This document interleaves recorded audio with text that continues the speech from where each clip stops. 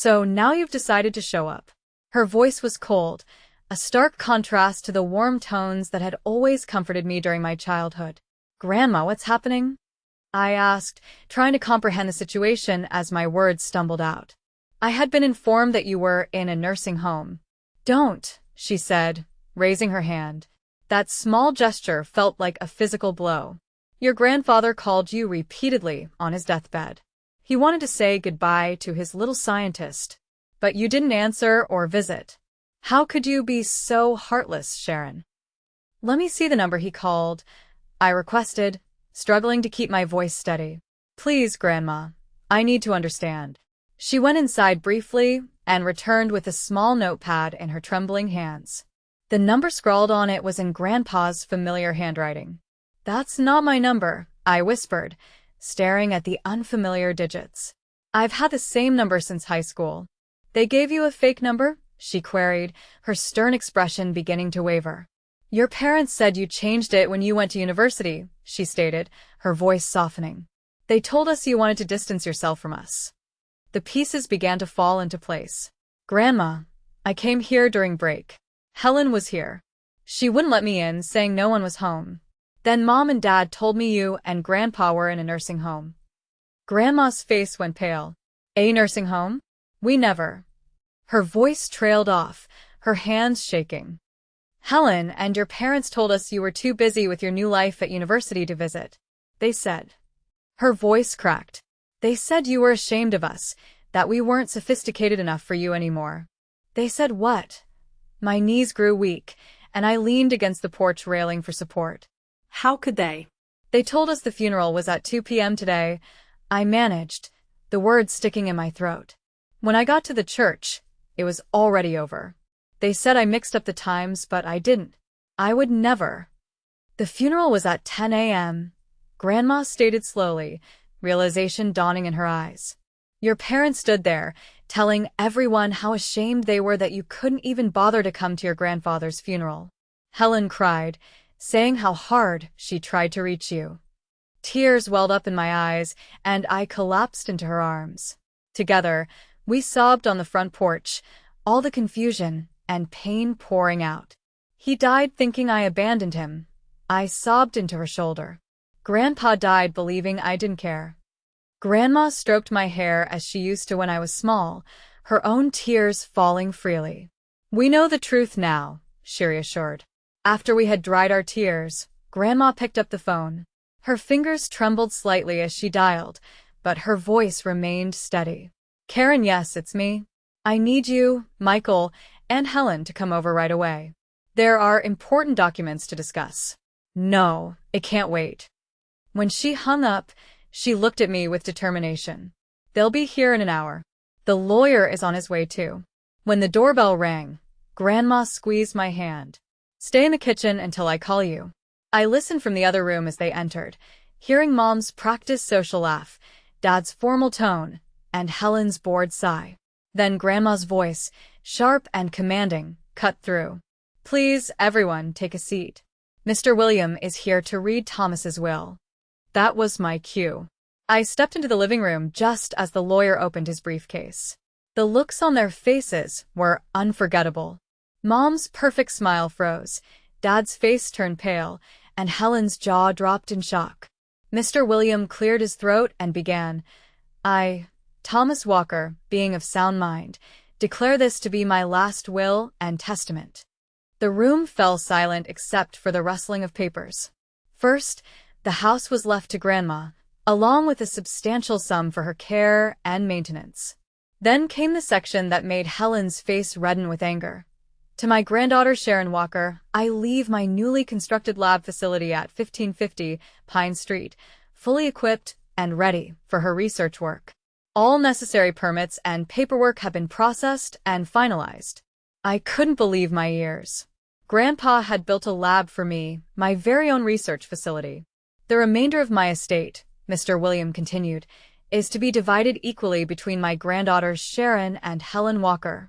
Helen abruptly pushed back her chair and stood up, her face contorted with fury. But before she could speak, Grandma raised her hand. There's more, she announced, pulling out a letter. Your grandfather wanted this to be read as well.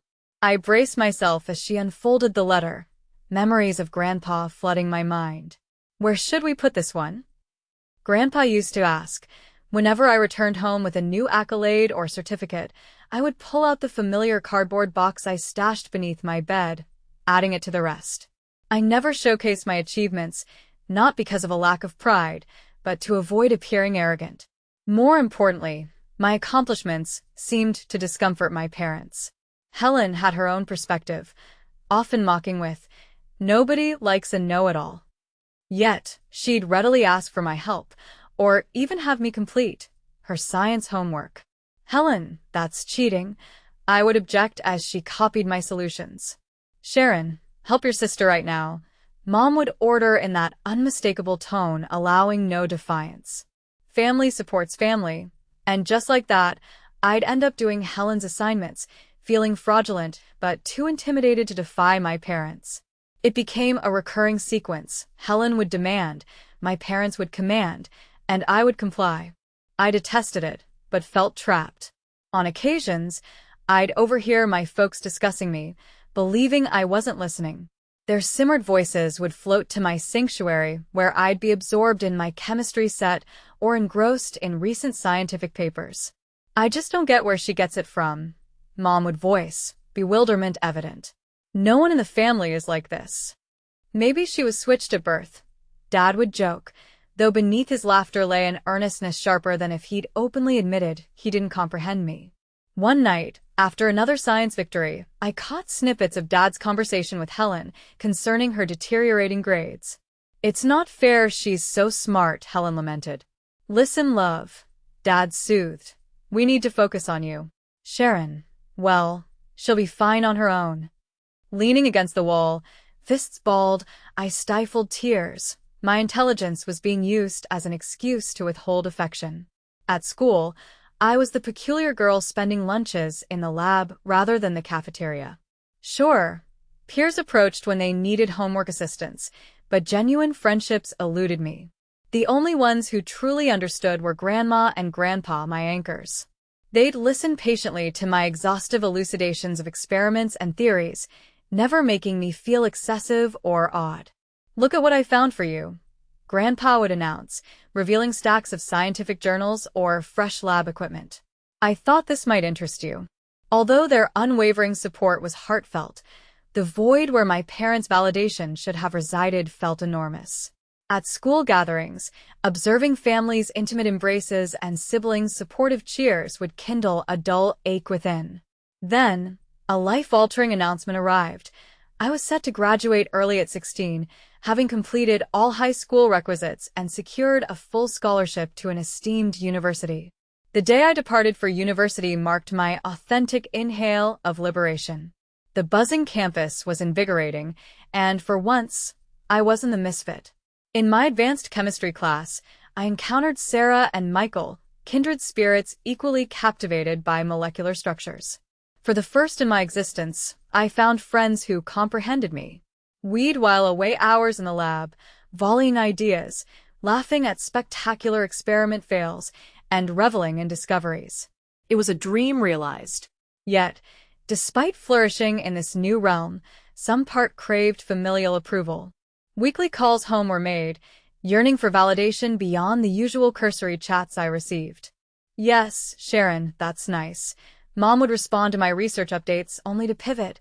"Oh, did you hear about Helen's new job at that upscale boutique downtown?" It was as if my triumphs were invisible, undeserving of celebration. Little did I know, university was merely the tranquil before turbulence struck. During an unassuming call home amid my second semester and deep into research, Mom's words caught me off guard. "And with your father's condition worsening," she accidentally let slip, likely addressing Dad, thinking I was muted. "What about Grandpa?" I interjected, anxiety mounting. "Mom, what's happening with him?" A silence, too protracted to be benign, ensued. "Oh, Sharon," she pivoted, alerted to my line being active. "It's nothing serious, just a minor health issue. He's already on the mend." "I'm coming home," I declared, mentally calculating the swiftest return route. "I can be there by tomorrow morning." No, don't be ridiculous, came Mom's adamant response. Helen is helping them out and everything's under control. You need to focus on your studies, said sharply. Something about her tone seemed off, but I tried to convince myself I was just overthinking. Still, I couldn't shake the uneasy feeling, so I called Grandma right after. Oh, yes, dear, Grandma said, her voice strangely distant. Helen's been such a help. She comes by often to check on your grandfather. Helen, the same sister who always said visiting our grandparents was boring. Something didn't add up. 2 weeks later, I stood at my grandparents' familiar front door, my heart pounding. Instead of Grandma's warm welcome, I found Helen blocking the doorway. What are you doing here? She asked, her face a mask of fake surprise. I came to see Grandpa and Grandma. How is he? No one's home, she said quickly, too quickly. They're out. Grandpa's sick. Where would they go? I don't know, Sharon, just go away, she snapped, starting to close the door. Wait. I stuck my foot in the doorway. Let me come in and wait for them. No one's home, she shouted, shoving the door hard against my foot. God, you're so annoying, just leave. Confused and hurt, I backed away. I tried calling Grandma, but the call went straight to voicemail. That wasn't like her at all. Something was very wrong, and I was determined to find out what. Grandma always kept her phone on for me. Always. So when I couldn't reach her that day, I didn't know where else to go but my parents' house. Maybe they had answers. When I walked into the kitchen, they both turned to look at me, startled. Dad didn't even try to hide his annoyance. What are you doing home? He asked, his voice clipped. I came to see Grandpa and Grandma, I said, trying to steady my voice, but they're not home. Helen wouldn't let me in. Oh, honey, Mom interrupted, exchanging a glance with Dad. Her tone was light, but I could sense something beneath it. We were going to tell you your grandparents are in a nursing home. The world seemed to tilt beneath my feet. What? I stammered. Why didn't anyone tell me? It was a quick decision, Dad said smoothly, not missing a beat. They needed specialized care. It's better this way. Which nursing home? I demanded, my voice rising. I want to visit them. They're under quarantine right now, Mom said quickly, her words spilling out too fast. No visitors allowed, maybe next time. I wanted to press further, to demand an explanation, but something about their calm, practiced responses made me feel like I'd hit a wall. Eventually, I went back to university, but my mind refused to let go of that afternoon. I couldn't stop thinking about Helen's hostile face, my parents' unnervingly smooth answers, and the door I wasn't allowed to step through. Then came the call. It was a Tuesday morning, and I was in the middle of an experiment. The hum of the fluorescent lights above me seemed louder than usual as my phone lit up with Mom's number. My heart started racing. Something about the timing of the call felt wrong. Sharon, Mom said, her voice flat, almost emotionless. Your grandfather passed away last night. The test tube I was holding slipped from my fingers, shattering on the floor. The sound echoed through the lab like a gunshot. What? My voice came out as a whisper, barely audible. No. When's the funeral? Thursday at 2 p.m., she replied. The way she said it felt strange, almost rehearsed. Don't be late. I didn't bother cleaning up the broken glass. I rushed out of the lab, my mind spinning with grief and confusion. Grandpa was gone. The man who had believed in me, supported me, and encouraged my every step in life was gone, and I hadn't even had the chance to say goodbye.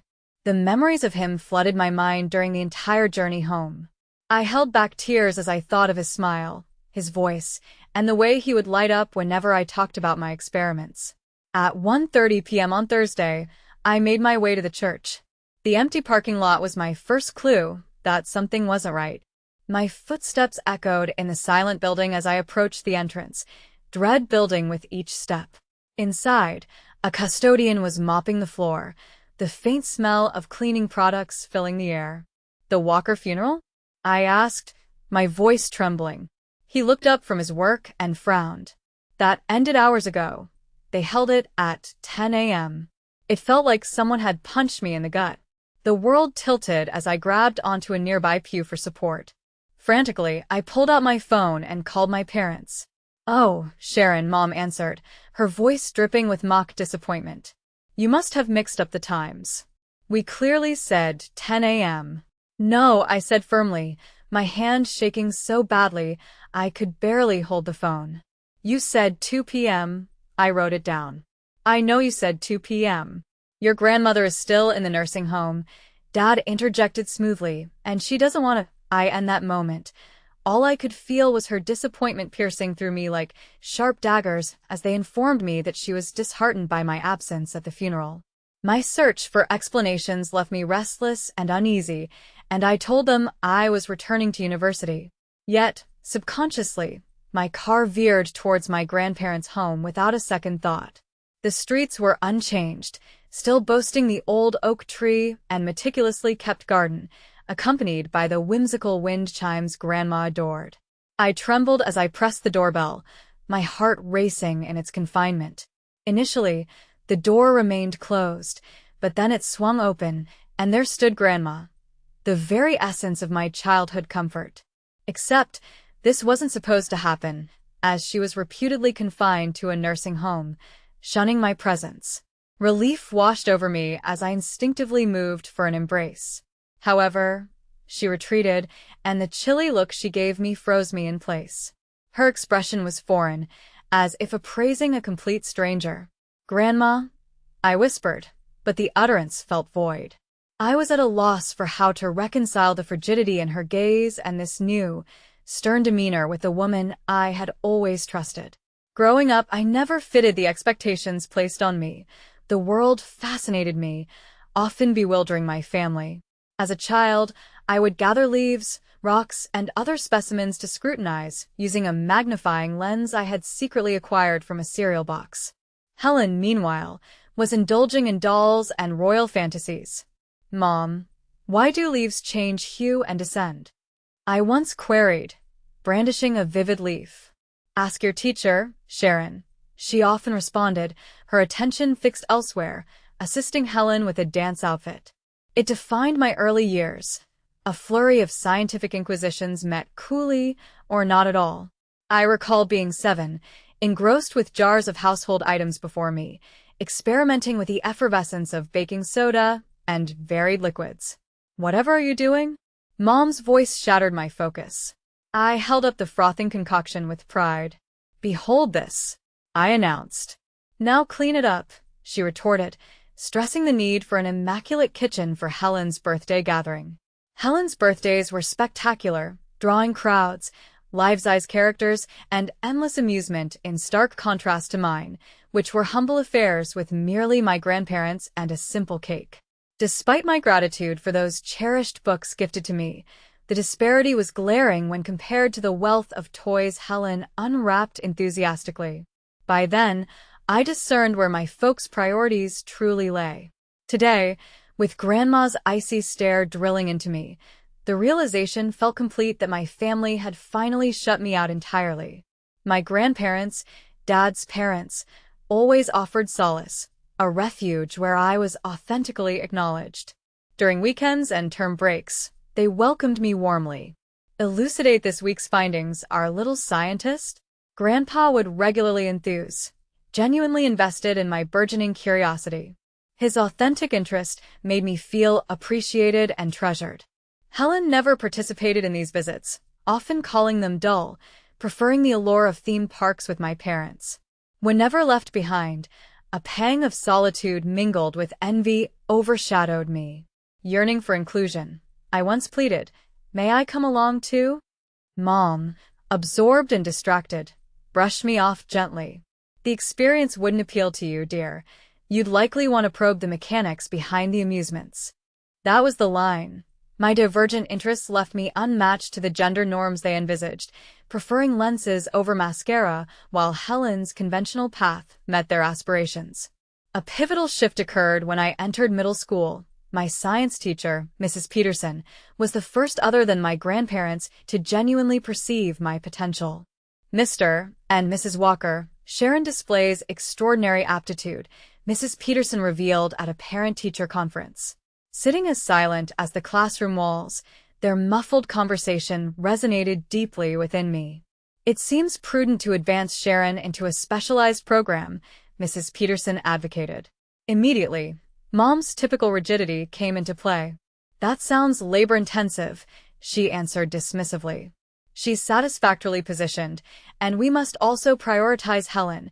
Sharon shouldn't be given special preferences over her sibling.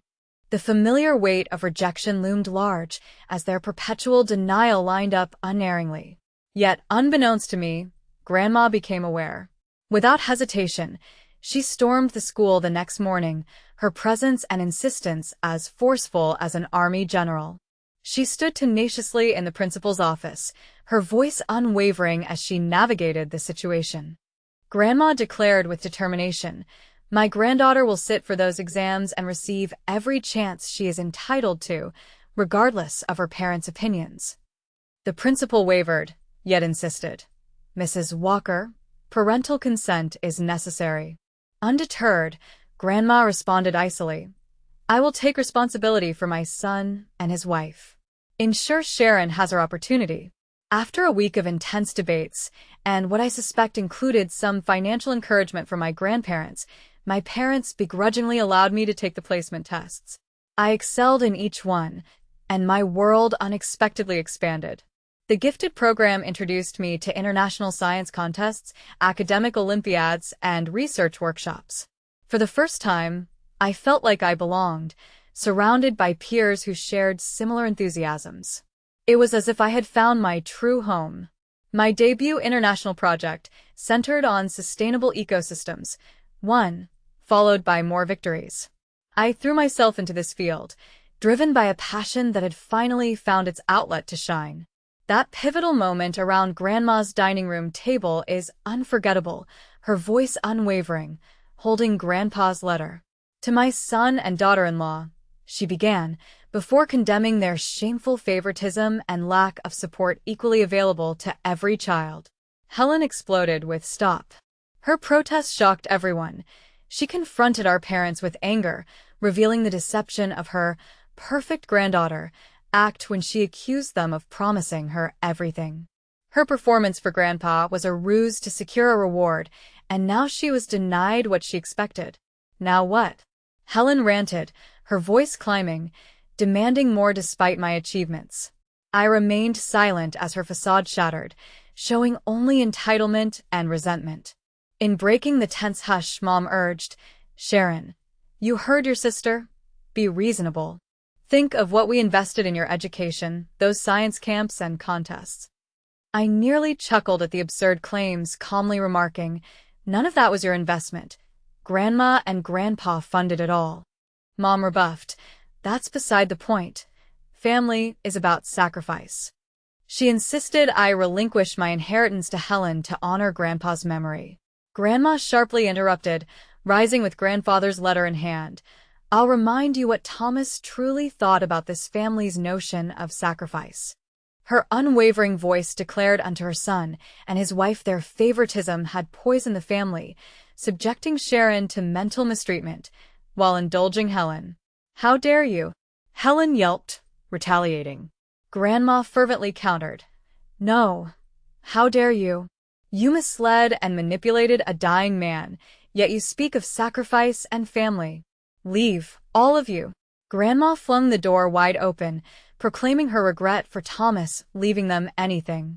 Calling Helen a pampered, self-centered offspring of equally pampered, self-centered parents, the echo of slamming doors and shouted threats as they departed, left in eerie stillness. 5 years have passed since then. Grandpa's research facility, designed for me, has become my home. It's surpassed all my dreams. Sometimes, while working late, I sense his supportive, loving presence. Grandma frequently visits, her inquisitiveness untamed.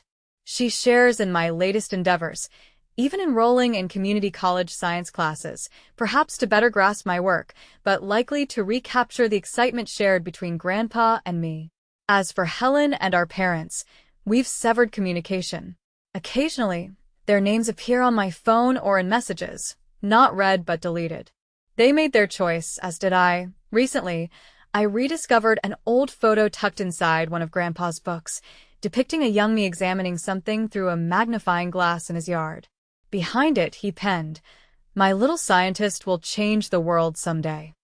I keep this photo on my desk now, reminding me that family isn't only defined by blood. It's about those who believe in you, celebrate your uniqueness, and love you as you are.